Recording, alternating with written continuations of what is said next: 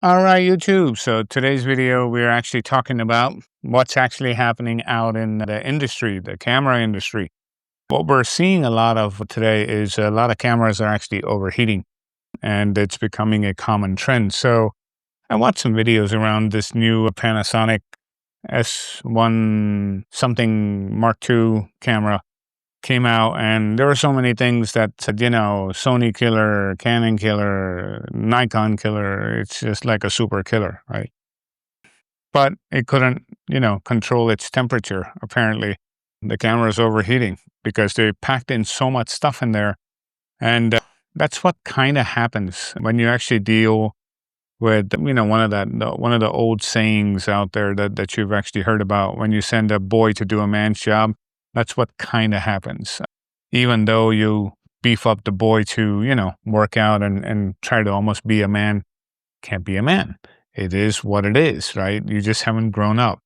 You're trying to pack all of this into this little body, and you're hoping that it's not going to overheat and actually cause you problems. The Panasonic camera is a photography first camera, from what I understand.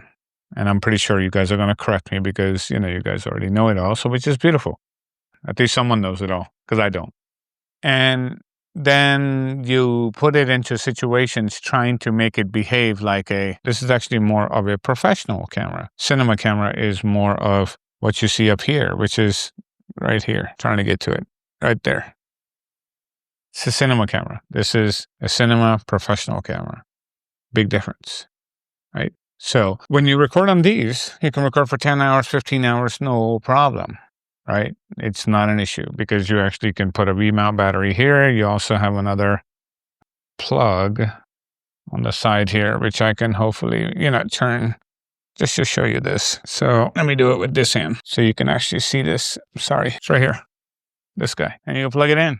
And once it's plugged in, you can swap out your remount batteries and keep recording forever. As long as your hard drive can record, you can continue to record, anything.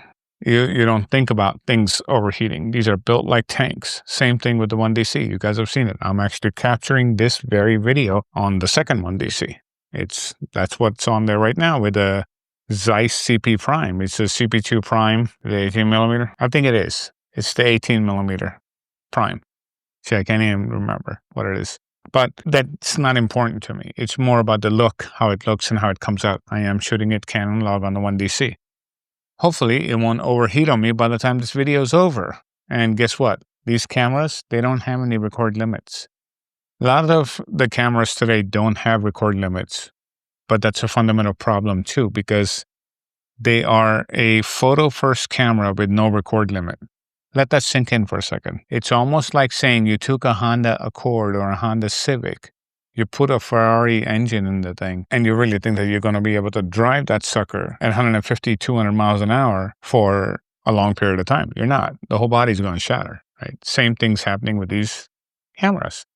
So when Panasonic introduced this camera, is it a good deal? Yeah, it's a good deal. But guess what? It's literally a Canon R5C, which was introduced 3 years ago, which is a video first camera, the opposite of it. It has pretty much almost the same things in there. Yeah, it might be missing a couple of things, this, that. Okay, fine. But if those things are keeping you from actually getting to your end game of being able to produce beautiful videos, then the limitation is really on you, because there's no client actually asking for this stuff. If I can't do what I need to do with this guy, with the global shutter in there, and with these 1DCs, and even my AX700, which is on this side right here, this guy, then seriously, I need to rethink sort of my game. Why did I not buy the FX cameras? Because they're good, but they're not the same as something like this, the Venice, the Brano. They're just a different type of camera, different level of output that you get out of it. Yeah, but you can shoot 8K, I don't need 8K. I needed to shoot really good 4K, and it does a good job. But if you need 8K, you don't have a choice. You can go get the Venice 2, you can get the, Brano, and you can knock yourself out, and you can do that. I don't need it. This is perfectly fine for me. I just love the way the colors look, and you guys have seen the videos out of it. So hopefully you like this one too. So the point is, we have all these demands from upcoming creators and filmmakers and, DOPs and all different kinds of people that want to do these kind of things. But what they're trying to do is they're trying to take these onesie, twosie type of cameras and hope that something making it trying to make it work, right? My recommendation would be buy like an FS7 and FX3 pretty cheap. Good camera. It's got limitations, but it's a good camera. It doesn't have NDs and all that. This has built-in NDs and all kinds of different things, right? The machine, the actual heart, the gut of this thing, it's made for, video work. And this is a very good example because this guy, the 1DC, a lot of people are like, oh, it's just a 1DX. But is it? It's not, right? It acts like a 1DX when I want to shoot pictures. But the moment that mirror goes up and it goes into the video mode, it's a different beast altogether. It doesn't have Canon cinema menus in there, but it becomes a whole different beast, right? It weighs a lot more than the 1DX also because it has actual thermal protection inside from it melting down. You can actually, on this camera, you can get one of the adapters that goes here and you plug it into the wall, AC plug. You can record for up to like 24 hours on this son of a gun, as long as your cards can support it and whatnot. It actually has a Super 35 mode. So we have to get to the video. Here it is. There we go. You can actually see, down here, you'll see Super 35 modes that are here. And you can actually shoot Super 35, 30 frames per second, all eye. Super 35 IPB, which is the higher compression, then you can do 24 frames per second, full HD, 60 frames per second back then. This is in 2012. And this was one of the first DSLR style cameras in the world to be able to shoot 4K internal without melting. Yes, it's using MJPEG. And this, what I'm recording today right now, is being captured on MJPEG. And you let me know what you think of the quality once you actually see it. So this is what it does. And you can see here, all of the levels of the sound meter going off. All of these things are actually happening on here. You got the histograms, you have the levels, you have all of that stuff was here. This is before any mirrorless cameras were doing any of this stuff. The 1DX can't do all this, right? A lot of these things it cannot do. The way it's built, also how tough this thing is. The 1DX has always been tough, but if I do take this off and go into pure photography mode, it can do everything that a standard 1DX can do. So you could literally shoot it and then flip over to video and be able to record actual professional quality video, cinema quality video right out of this. A lot of movies actually use this to do a lot of the what we call run and gun type of situations where small places to put cameras into. This was highly regarded for that because you could easily stick it in there and don't have a massive rig like this, like inside a car, if you wanted to record it, and you could do that. And the image quality was fantastic. It still is. You're watching this video captured on it. So what am I getting at? Stop buying Band-Aid solutions for what you want to do. If you really want to do this right, either save the money to buy the right thing or buy something that might be a little bit few years older and master it. It'll save you and serve you much better than trying to go after the latest and greatest. The biggest problem that most of these cameras have today is they have so many firmware updates that are needed because it's screwed up out of the box to begin with. We forgot to put that. No, you didn't forget. You didn't want to put it in there. Now you're putting something in there that the camera might not even be designed to actually handle.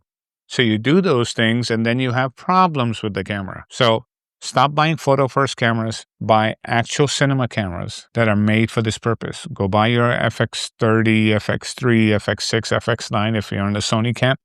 Go on to getting the R50V as in Victor, the new one that Canon came out with, $700, whatever it costs. Get one of those if you want. And then, work your way from there, right? And get into R5C, C70, C80, whatever you want to buy. So buy wisely, but don't just jump because something new is out, right? There's going to be no end to this. It'll never end. And you'll always be lusting for it. But once you get a machine of this caliber or this caliber, you really stop watching all the noise that's happening out there. Because no matter what they do, Yeah, it might do a few things more than what this can do, but it ain't gonna beat it. And it doesn't. The image quality out of this is absolutely breathtaking. The files are still incredible. Are they big? Yes. I don't mind big files. The bigger the file out of that video camera means what? Less compression, just like this. Shoots friggin' MJPEG. I don't really care. Storage is cheap. I'd rather have uncompressed files with the most color information than trying to fool around with nonsense.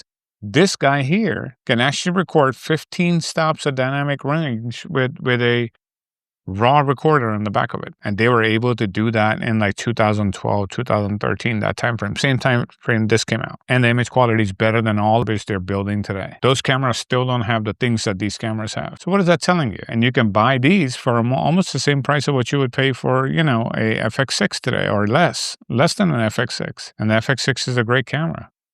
But then you got to be able to do manual focus and all of that. And a lot of people, don't want to go through all of that because they want, the camera to do it all. So if that's you, then maybe, professional filmmaking might not be for you, because most cinema camera lenses, like the one that this is being filmed on, they're usually manual focus. Some of them are autofocus, but they're okay ones. The really high-end ones, they're all manual focus. So you got to learn PL mount, whatever the different mounts are that you're doing. Another video is getting a little long, but I'll hit the point home. Buy the right thing, right tool. Don't buy the tool just to please your favorite YouTuber and or a certain audience. Buy it because that's the tool you need, and you'll be much happier. So with that, like, subscribe, be nice to each other, go out there, create your magic. And in 2025, I don't think there's any better advice I can give you. Stop buying photo first cameras for doing video work. If you really want to do serious video work, go buy yourself a cinema type of camera, and you'll have less headaches, and you'll never have to worry about making a video talking about how your camera overheated. With that, I'll talk to you in the next one. Thank you.